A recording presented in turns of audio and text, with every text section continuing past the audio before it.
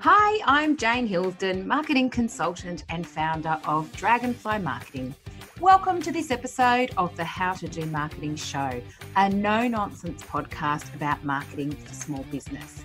It's our mission at Dragonfly Marketing to put marketing on the agenda for every regionally based small business in Australia.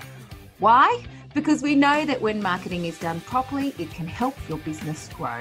The How to Do Marketing Show is a podcast just for you and your small business. Bursting with marketing insight and information, this show will be a fabulous resource to help you know all there is to know about the topic of marketing for small business. This episode, we catch up with podcasting expert Rachel Corbett. While podcasts have been around for years, they've really amplified in existence during COVID. I've particularly noticed that there are more and more small business owners investing in podcasting to be used as part of their marketing ecosystem. This is fantastic because podcasts are an awesome way to help a potential customer to get to know, like, and trust you. Podcasts can help position you as an expert in your field. They can show your personality, your perspective, and even your approach to problem solving. They are a really rich form of content, and due to their kind of episodic or serial nature, they can really help strengthen a relationship between you and your audience. They can also add a huge amount of value to your tribe, but only if they are done well. And if there is someone who knows how to do podcasting well, it is Rachel Corbett. Rachel has been knee-deep in audio for almost 20 years.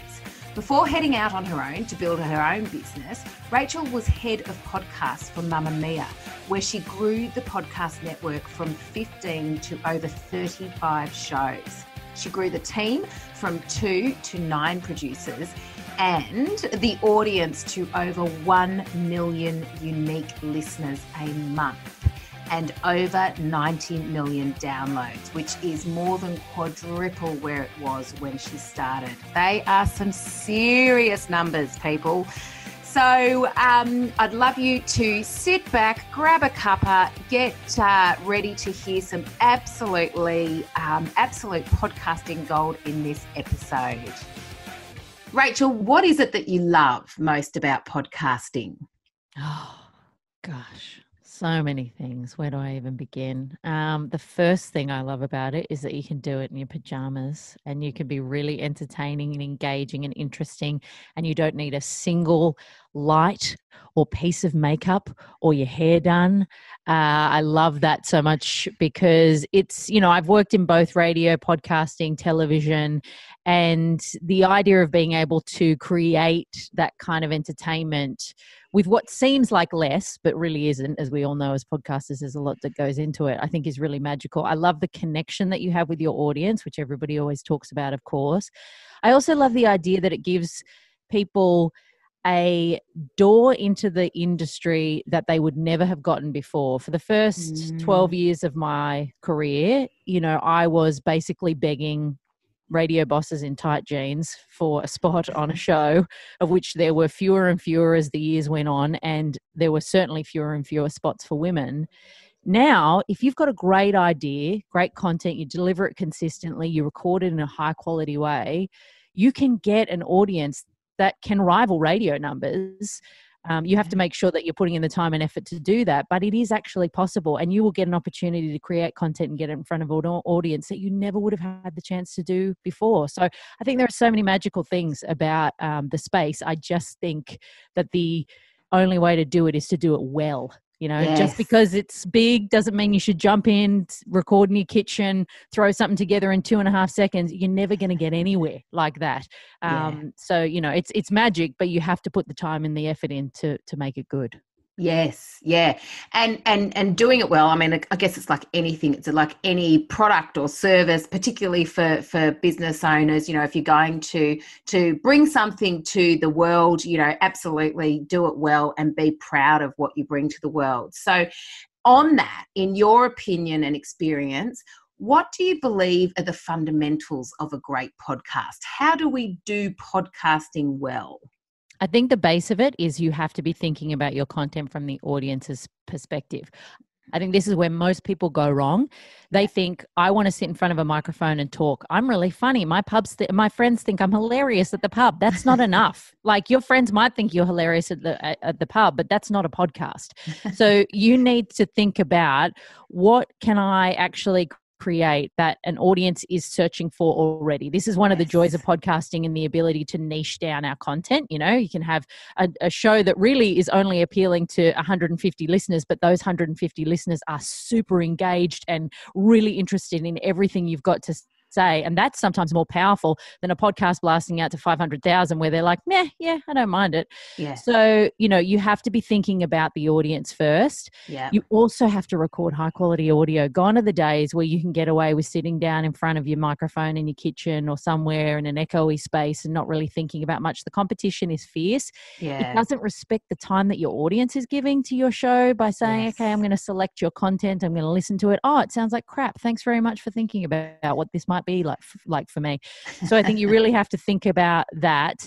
Yeah. And then, you know, just being more creative. I think one of the great things about podcasting is there are some rules, but there are, you know, more rules that can be broken. So really it's a space where you can do whatever you want. I remember when I first started doing the Pod School podcast, and people were saying, oh, is it really a podcast if it's only 3 minutes long? Yes, because the show, if I'm doing a tip that only requires 3 minutes, why am I going to blast that out for 45 minutes just because I think a 45-minute show is a podcast? Yeah. So there's a lot of flexibility in what you can do, and I think you can really, you know, reach for the stars in terms of what's possible.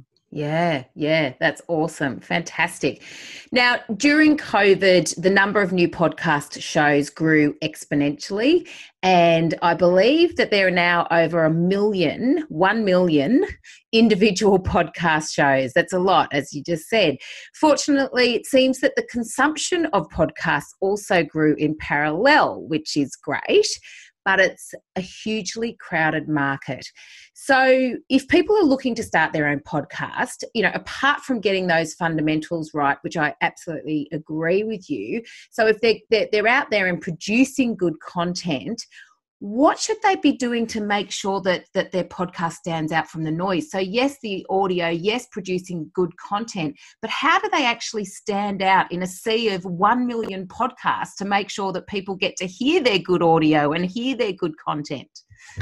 It's important to note that of those over 1 million podcasts, most of those aren't still live. So this is one of the great things to know before you're getting into podcasting, which is why I really wanted to sort of help people understand how much work is involved. Is most people jump in and they go, holy crap, this is a lot of work. Nobody told me about this bit. And then they pod fade into oblivion. There are more shows that have pod faded out than are shows that are still existing, thriving, and continuing. So, you know, the competition, there are a lot of shows, but there are less shows than you think to compete with. I really think consistency is your main way of growing an audience and standing out. You need to deliver your content every single week, if that is your schedule. To be honest, you know, when you're getting to sort of 2 weeks is okay, anything longer than that, it becomes hard to build an audience without a regular appointment with them that is quite close together. Daily, fantastic, but holy heck, that's a whole lot of work. But weekly is a lot of work as well. But I think you have to really consistently deliver. And then you just have to remember that nothing happens in podcasting, just like nothing happens in life, easily or quickly. Everybody wants the massive hit in 1 second without any work. It doesn't work like that. Nothing good is achieved quickly and easily. So if you want your show to stand out from the crowd, you have to deliver it consistently, have that high quality show so that when people find it, they're like, damn, this is great. Let me tell everybody about it.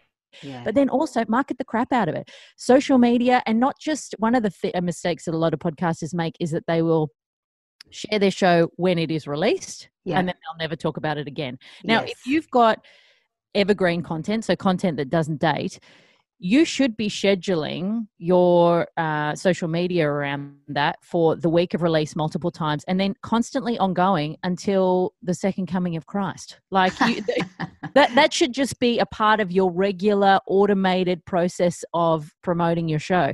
If you have got a show that's more topical, so it will date and you've only got a certain amount of time, again, you don't need to just tweet about it or Instagram about it or whatever once. Try and work out a schedule during the week where you can share it multiple times, maybe a week and a half if that works in terms of the content.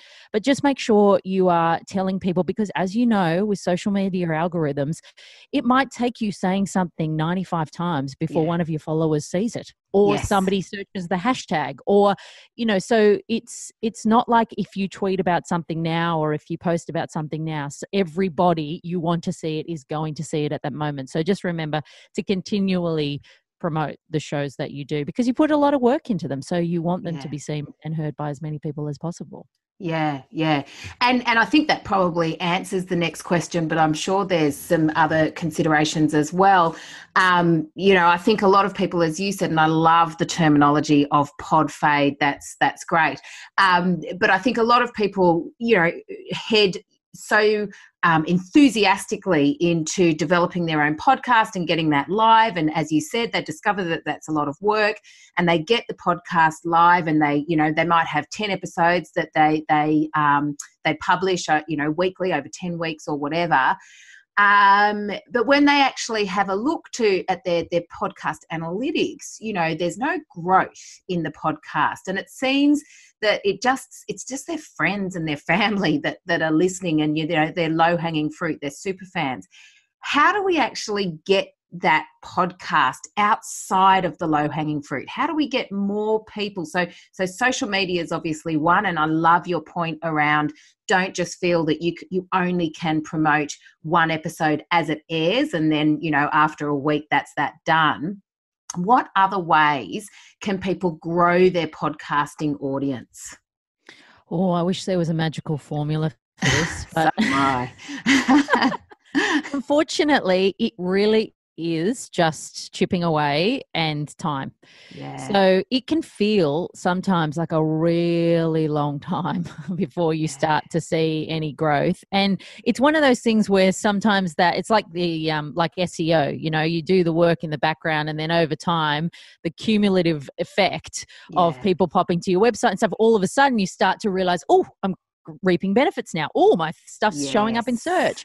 So the same kind of stuff happens with your podcast. You have to be doing all of those things that we know we can do to get our show in front of eyes that don't know us, like your hashtagging and all that kind of stuff. And another great thing to do is to get featured on other podcasts. Like we're doing right now. Yes. So even if usually this will probably work if you're reaching out to people who have similar sized audiences to you, or if you are reaching out to the really big players, that's totally fine too. Just make sure that your pitch is so clearly sold to them and for them that they can't say no. So if you're pitching to somebody big, and they've got a great audience, you want to know that in your pitch, if I'm the person who's got the big podcast and you pitch to me, I want to know you've listened to my show, because you'd be amazed at how many pitches people send in where it's like, have you listened to an episode, or are you just blasting out to big podcasters that you want to get featured on? Because if that's the case, you are going to come across like a chump who is trying to ride somebody's coattails. And nobody who has worked their ass off, when you know how hard it is to grow an audience, somebody who has worked their butt off to get that audience, it is not up to them to say, oh, sure, please, use me to get more listeners. Why not? I've got nothing better to do with my time. My audience on a platter, just for you. Yeah, just because you sent me an email that was completely impersonal and looked like you hadn't even looked at my stuff. So be respectful of how much time it takes somebody to build an audience. If you are in the middle of it and you are experiencing it, you know what a punish it is. So if somebody is further along the path from you, listen to that show intently. Think about their audience. Really think, what content could I provide for their audience that would fill an episode in a way that they'd be like, wow, this was great. This was powerful. This really worked for my audience. You want to make sure that you can deliver them something like that. Then, as we all know, it's very hard to come up with content every week. That's a big part of the process of being a podcaster.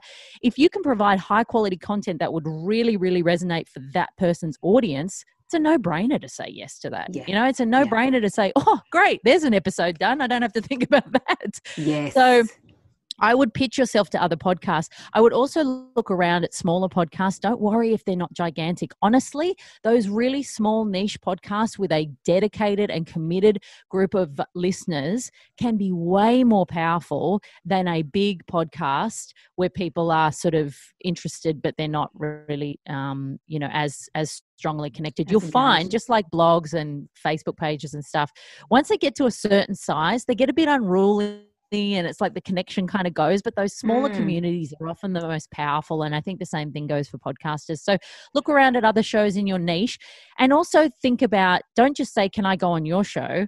Do an episode swap, say, why don't you come on my show, and I could go on your show, or even maybe you could do an advertising swap. If you think that there's, you do an ad on their show, they do an ad on your show.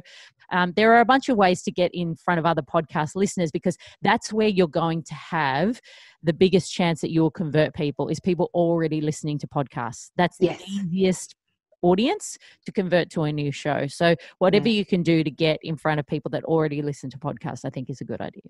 That's awesome. That's some great tips there. And I think that there's probably a lot of people who've been wondering about that kind of podcast outreach and the best way to go about that. So that's awesome. Thanks so much for the tips there. Now, in terms of frequency, this is something that I've kind of been trying to get my head around. I know this podcast itself started on 2 weeks, and that's every 2 weeks. So it was a fortnightly podcast. I've just switched it to weekly because, as you said, I just felt 2 weeks was just a little bit too long between drinks.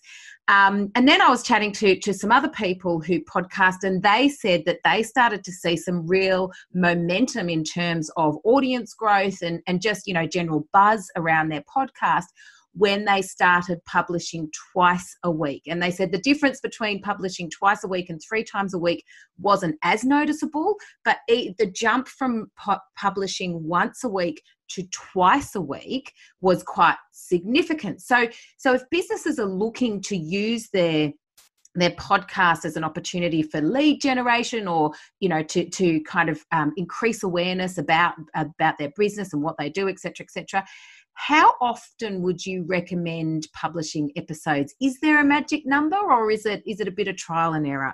I think a very safe place is weekly. I think that is a very safe spot. I think you're right about the fortnightly. I've had a lot of people tell me that kind of, it's almost long enough for people to forget you do a show and then be sort of reminded, whereas you want people to get in the rhythm of checking in and going, oh yeah, and a week comes around pretty quick. Yeah. And I think that can really feel like you're constantly delivering content to your audience, and that's what it's got to feel like. If your listeners love your show, you don't want them to be waiting too long for new content. You want them to feel like just as they're kind of salivating for it, they get a bit more. So I think the movement to twice a week, these kind of things, I think you need to trial and error with your audience. I think weekly is the safest bet you've ever got. There's barely a podcast around that wouldn't benefit from a weekly drop. Yeah. Again, it depends on your content and your audience and what they would like.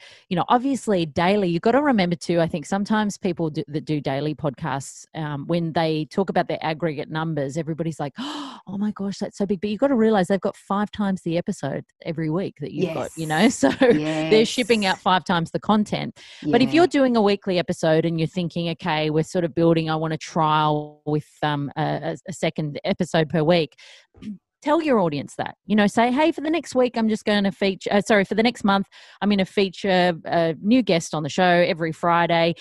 Tell them that it's short term so they don't expect it, because as soon as you give people something and then take it away unexpectedly, they will be yelling at you in your inbox. Yes. But for you also need to see, does this cannibalize the audience that I have already so that people are actually only listening to one episode, or do I have the type of audience that's really gagging for my content and they eat both?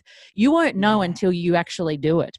Yeah. So there are some shows that would do 2 shows a week, and that additional show might actually end up cannibalizing the show that they've got because people are only listening to one instead of the other.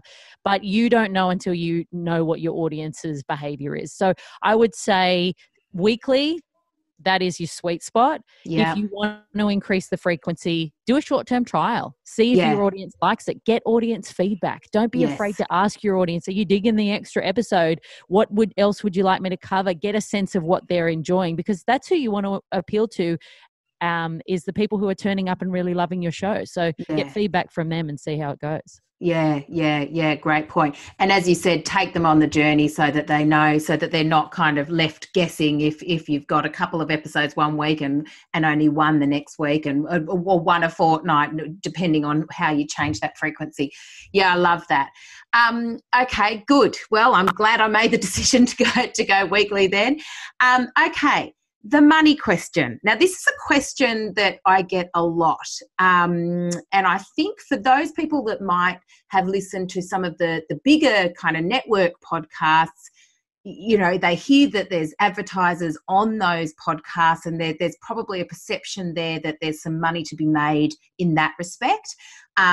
There's obviously a whole bunch of things that you can kind of tie into a podcast, like live events and, products and downloads and things that you can kind of talk about in your podcast and sell through your podcast. But what do you think is the best way that small business owners who create a podcast to use within their kind of marketing ecosystem, how is it best for them to monetize their podcast? Depends what their product and service is, but I don't think the best way to monetize a small show is with ads. Interesting. And I feel like people listen to podcasts and they listen to podcast advertising, and it's like the Instagram phenomenon, right? It doesn't matter how many times we're told this is not people's real lives, we still believe it. And we still look at the Instagram feeds and we're like, oh, you're so much happier than I am. Their life rocks. Yeah. And then you listen to the podcast and you hear an ad and you're like, oh my God, they must be making millions of dollars. No, they're not. No, they're not.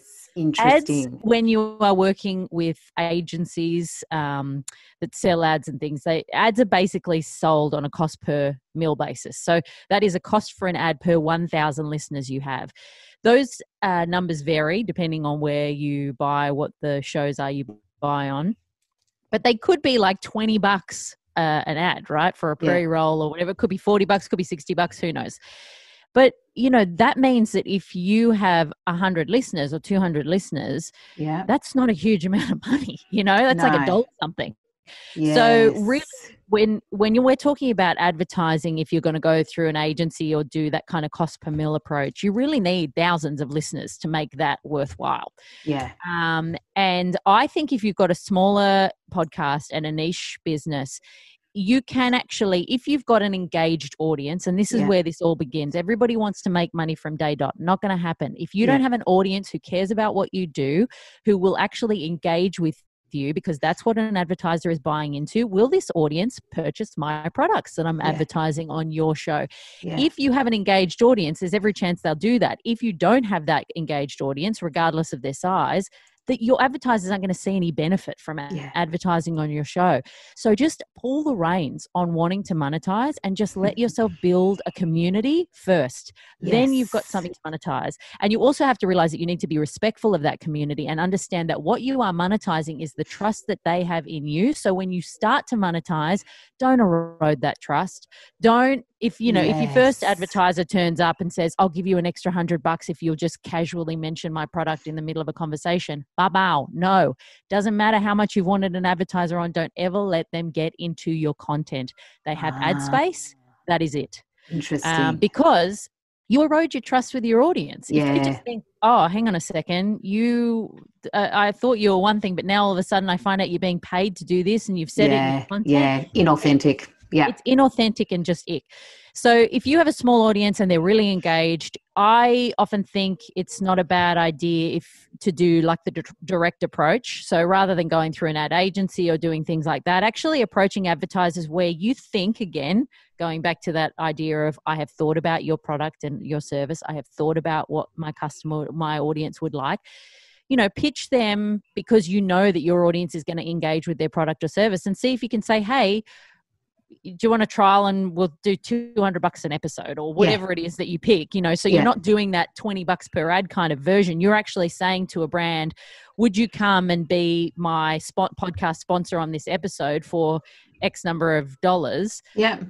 Because I know my audience would really benefit from your product or service, and I know they'll really engage with it. So I think it's just something that you need to do individually, considering what your audience would find effective and some of the brands that you think and there's nothing wrong with approaching them directly. If you had like 50 listeners, but you went to a company, a small company in your niche or whatever, and you said, I reckon 20 of them would sign up to your monthly, whatever it is. Yeah. Well, that's a decent thing to get from somebody, and you're probably willing to pay money for that. So 100%.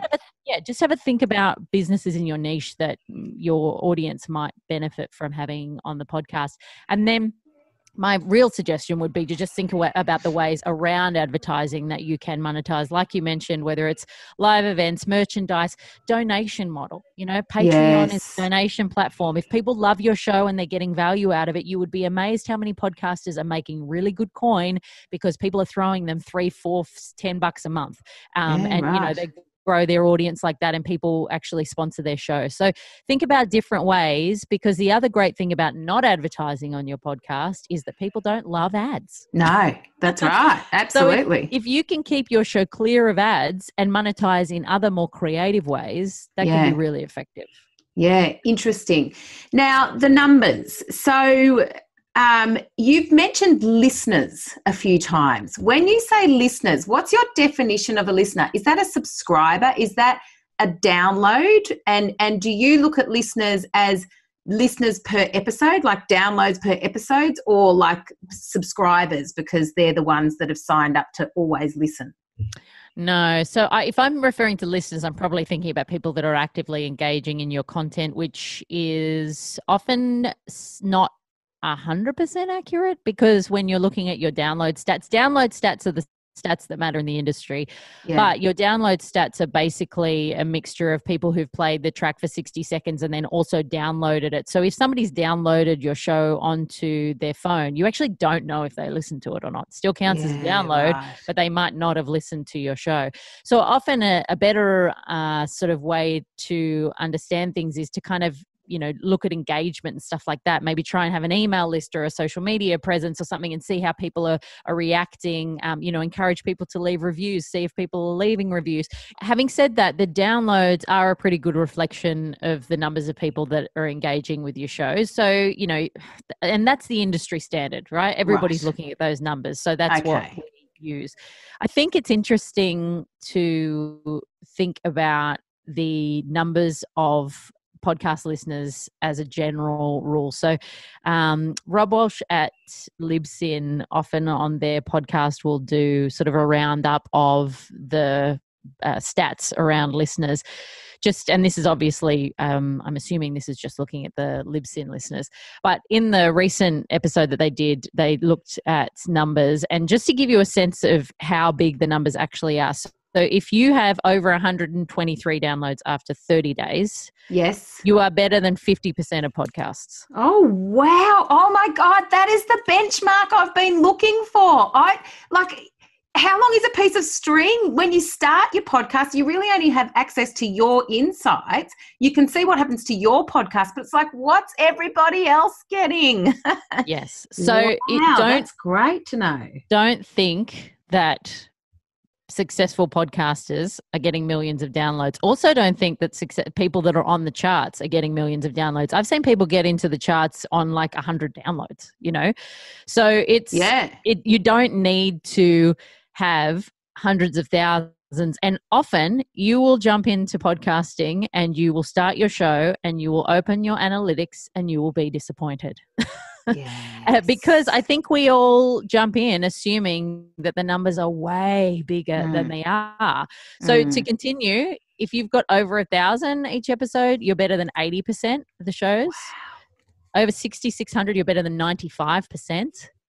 Over 30,000, that's like 99%, But the numbers, really, most podcasts have around 150 downloads, 120 downloads. Is that right? But but what about, so you've worked, across a bunch of Mamma Mia podcasts, which would be some of the biggest and most popular podcasts in Australia. So something like, some of those podcasts, and you probably can't give the specifics for they're not each of getting the 123 downloads. No. No. So then, and see, they're the ones that are then going on to get the big advertisers. So say some of those bigger, more popular podcasts, and not say the general ones, like the news shows, the lifestyle ones, but say the more niche ones around business. So the bigger business ones, what are they getting per episode, do you think?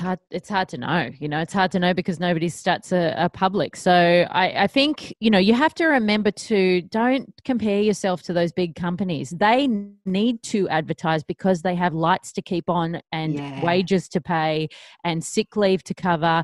So it's not a case of, oh my goodness, we accidentally created this podcast. Now all of these people are throwing money at us. It is, we have this creative content. Yes. How do we monetize it so that we can keep things rolling? So the same happens with all of the big creators. They have to pay their staff, so they have to advertise. So don't look at those companies and think, oh my gosh, I need 50,000 listens on my show just to have somebody interested in advertising on it. You don't. And you can't compare yourself to those businesses. It's an entirely different business model. If you're bootstrapping and it's you and your computer, you have way less overheads.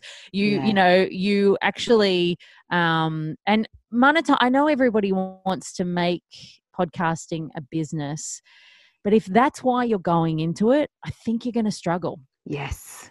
I just think that's not how things should roll. You should be thinking about it in a bunch of other ways. It's a way for me to connect with an audience. It's a way for me to continue my relationship with my customers after they've purchased with me, so that maybe they'll repeat purchase with me. It's a way for me to build trust with an audience and of potential customers that may not have been able to get the essence of me from the copy on my website. It's all of those kind of things that will actually add to your business. It's also a way for you to establish yourself as an expert and potentially get speaking gigs to increase your brand in your niche. There are a million other things that are beneficial about podcasting. I just don't think you should be leaping into it thinking, here's the way I quit my job, because you will be disappointed. Because I guess those bigger platforms, that is their business. Like they are media platforms. So they're blogging and they're podcasting, but then they don't have the other products and services necessarily. And you've got to think about them as as the same as like a TV station. TV stations make content to put on the television, then they're like, shoot, we better pay for this stuff somehow, so let's get some advertisers on, so it's the same kind of thing with those big producers. I just think it's dangerous to compare yourself when you're a smaller operator to those kind of places who have an entire sales department. You can't compare with that. So true. That's great. And I love those benchmarks that you've been able to give us. That's fantastic. Ratings and reviews. Mine seem to have stagnated. They went, they were hell for leather, and then they've kind of stagnated. And I put like a little call to action in each episode. And now maybe that I'm weekly, that might spark a few more. But what's the best way to really kind of get those ratings, reviews? And are ratings and reviews, how important are they? Like, even if you've got 427 reviews, no one's going to sit there and read those. No. So they don't tend to affect like the charts or anything like that. So a lot of people are like, oh, I need to have ratings and reviews so I'll get in the charts. It doesn't have an impact. Subscribers are what impacts the chart numbers. Right. But it's obviously social proof, right? Yeah. So you're right. Who is going to scroll back through 700 reviews and read every single one of them? Honestly, all you can do is ask. You can't force your audience. All you can do is create the kind of content. And this is another reason why creating that really high quality content that keeps your audience in mind is a good idea, because people are going to be more passionate and gung-ho about jumping online and talking about something that they're like, oh man, you just keep dishing up the goods and I'm loving it. So make it a natural reaction for them to review your show because of what you're dishing out every week. And if you've only got 6 reviews or 3 reviews, but they're killer 5-star reviews where somebody's like, well, great, keep asking and keep providing great content, but there's not much you can do to trick people into giving you more reviews. Right. But, I would just continue to ask, continue to encourage people to do it. Sometimes people forget about doing that at the end of their show, and then they're like, why is nobody leaving me a review? The other thing to note is that the only people that can leave a review are people on Apple. So yes, it's only an Apple podcast thing. So you might have a really big Google Podcast Android listenership and they can't leave a review. So yeah. remember that it's only a portion of your audience, and also don't be afraid to share your reviews. I'll quite often do that on social, just like a little image of some of the reviews of my show, to encourage people to say, hey, look what, and people like to be featured and that kind of stuff. So don't be afraid to share those kind of things as well, to encourage people to leave that a review if they want to. But yeah, unfortunately, there's no forcing.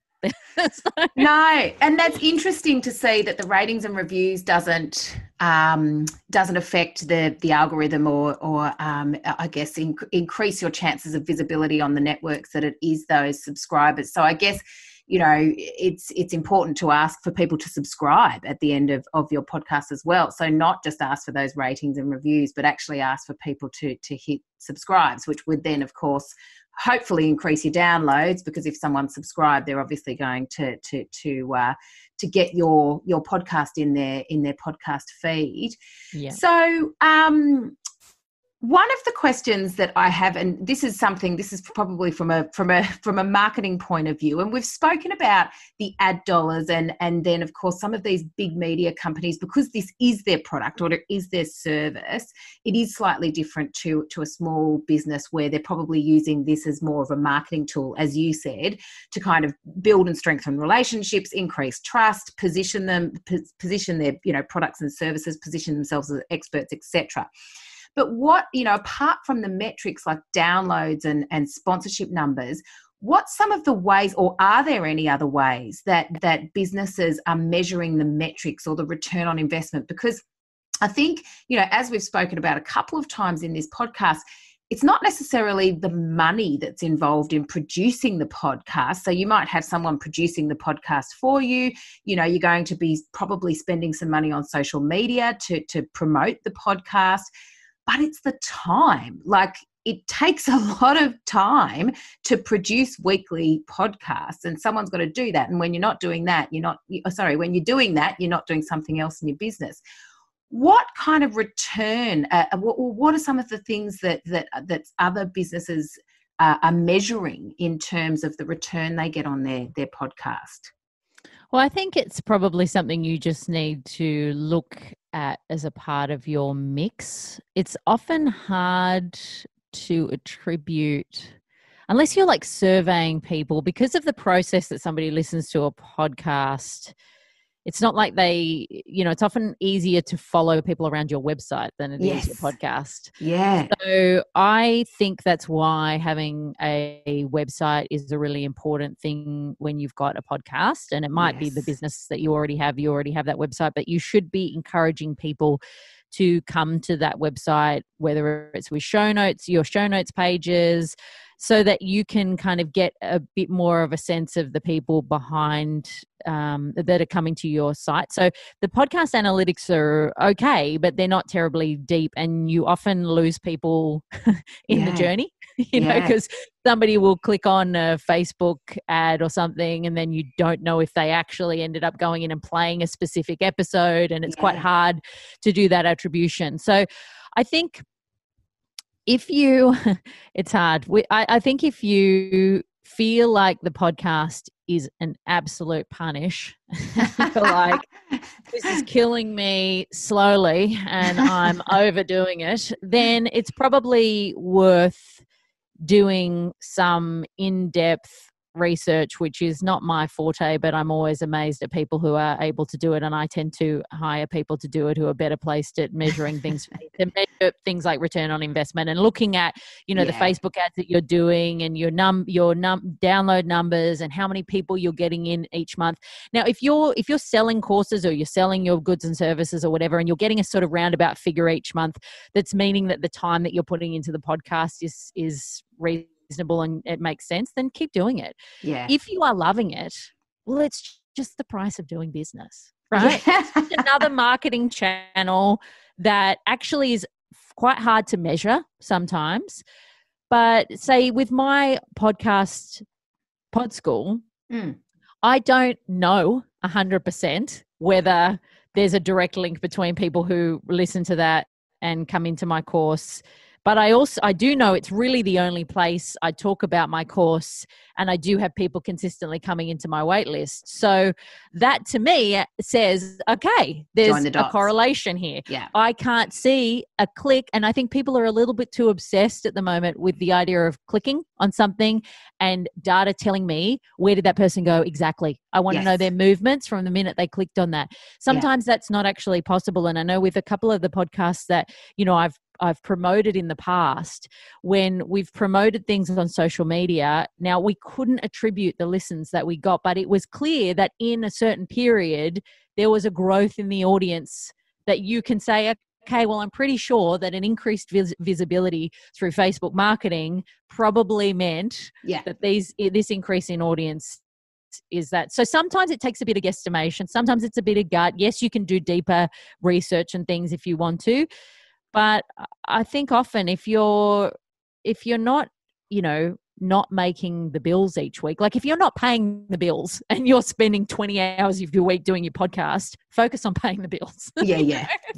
It's probably not working. But if it's, if it is working and it's a part of the mix, then just continue with it. I don't have a No, I think that's that's a really good, exactly how things are happening. And it's funny because I ask this question of all my guests, no matter what content or channel that we're talking about. And so many times, in fact, I reckon 100% of the time, it has never come down to definitive numbers that they extract from various platforms. It's always been, well, I just measure the level of conversation, or I just measure the, trajectory of leads and sales. No, I can't match them up, but I know that that's, most likely going to be from that. So that's, so that's great to know.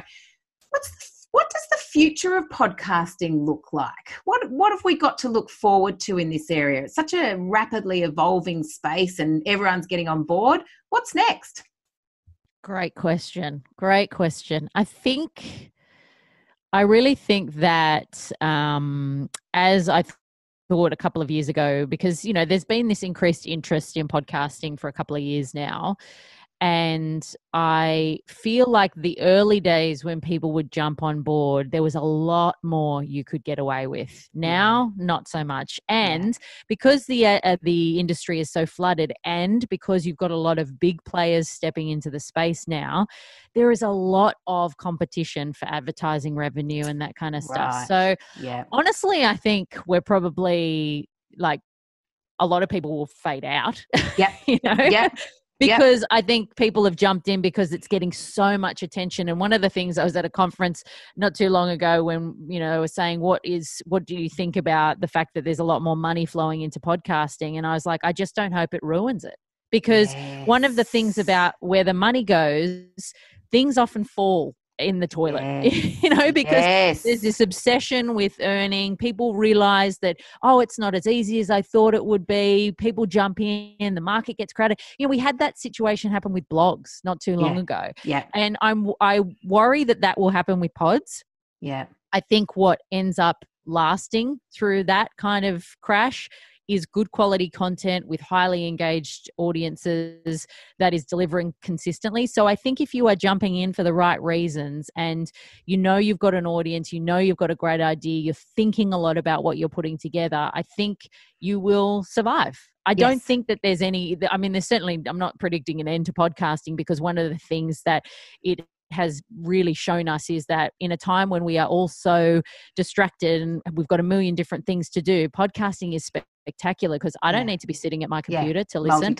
I can multitask and do whatever I want. So that is a real sweet spot for content to be in, because you're not asking anybody to carve out time in their day. And it's also kind of in that sort of self-care space. I really think about podcasting as anybody I talk to about podcasting feels like it's a real treat to put a podcast in their ears. Now, if you are in a content group where people think it's a treat and you're not saying, yoo-hoo, please pay attention it to me. Look at me. Yes. That's a really great space to be. So I think it's just going to be more great content. I think the stuff that isn't solid is going to fade out. We'll probably only grow and grow and grow in terms of the absolute number of podcasts, but we probably might shrink in terms of the number of podcasts that are actually live and succeeding. Yeah, awesome. I love it.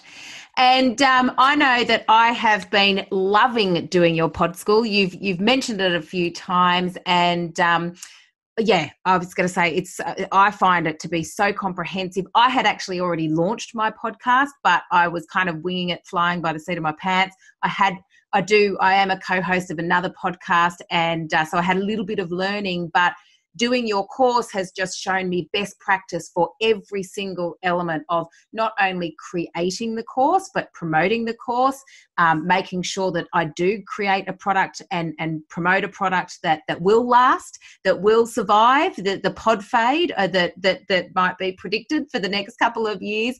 I've loved it. Can you tell us about your pod school? And I do believe that applications are closing soon for this. Yes, 10th of July, wrapping things up. So I just did a big relaunch. I was planning to do it at the end of the year, and then coronavirus hit, and I was like, you know what, I'm just going to spend the time, because I had a lot of people contacting me going, now is the time, I want to start my podcast.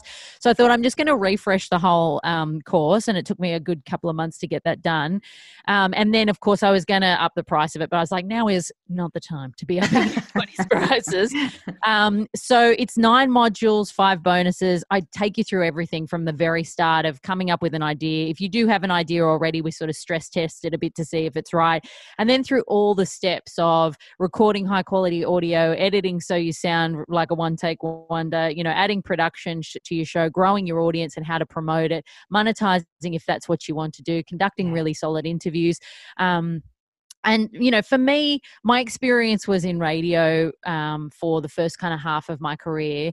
And when I stepped into podcasting and I saw people doing it themselves and just kind of winging it, I thought, gosh, there are so many really simple things that you can do that will take your show from something that sounds utterly garbage to something that could genuinely compete with a show that was coming out of a radio studio. Yeah. So, because podcasters are kind of, everybody's been bootstrapping, they're doing it themselves, there's no reason that anybody would know this stuff, mushing in the kind of experience of working professionally in media with my experience actually running networks and building podcasts and doing that kind of strategy behind things. It's really just designed, honestly, my selfish reason for doing this is I want to rid the world of shit podcasts.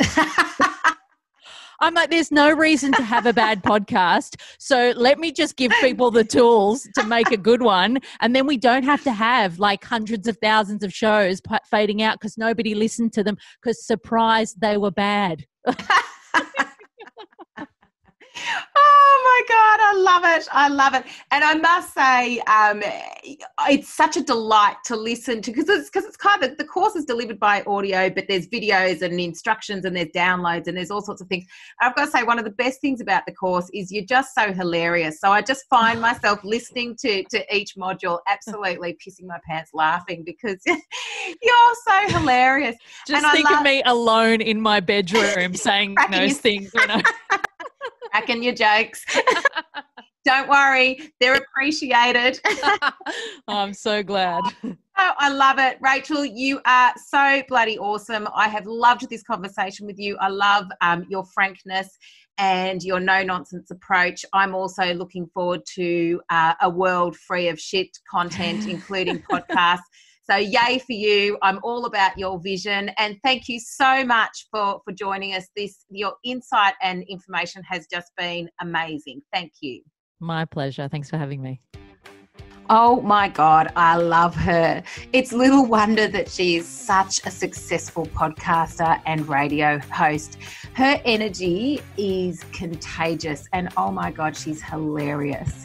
Podcasting really is a great form of content to add to your marketing arsenal, but as long as you get it right, I can't emphasize that enough. The fact that people can listen to podcasts while they are cooking dinner or cleaning their house makes them so much more convenient to consume for your target audience. I know I listen to podcasts when I'm driving in the car. The trip honestly goes so much faster if you're listening, and I've managed to learn something at the same time as getting to my destination, winning. If you are considering podcasting, I do recommend jumping into her pod school. Seriously, she covers everything and she's one of the best in the business. You want to make something that you're proud of with your podcast, and you want to make something that does your business proud. So my biggest takeaways from Rachel were, number one, if you want your podcast to stand out in the crowd, to continue to grow in listener numbers and to drive people to your business, then you need to produce great content. Great content means valuable information that is curated for your listener. It's also great audio. No longer are listeners forgiving of dodgy audio. Number two, I loved some of the numbers that Rachel shared, and anyone that knows me knows that I love my numbers. So the weekly publishing was recommended. The weekly publishing, as in like publish your podcast once a week, was best practice. That was really good to know. And if you're podcasting already, if your eps are getting more than 123 downloads in the first 30 days, knowing that you are doing better than 50% of other podcasts is pretty bloody encouraging.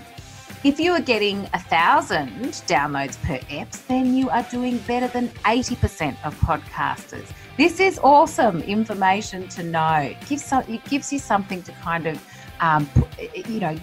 aim for. It gives you a good goal and a good benchmark.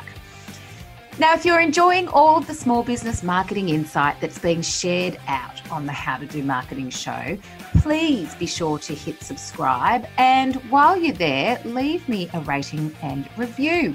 I read these all the time and I really love seeing new little reviews pop up. And thank you so much to everybody who's already left one.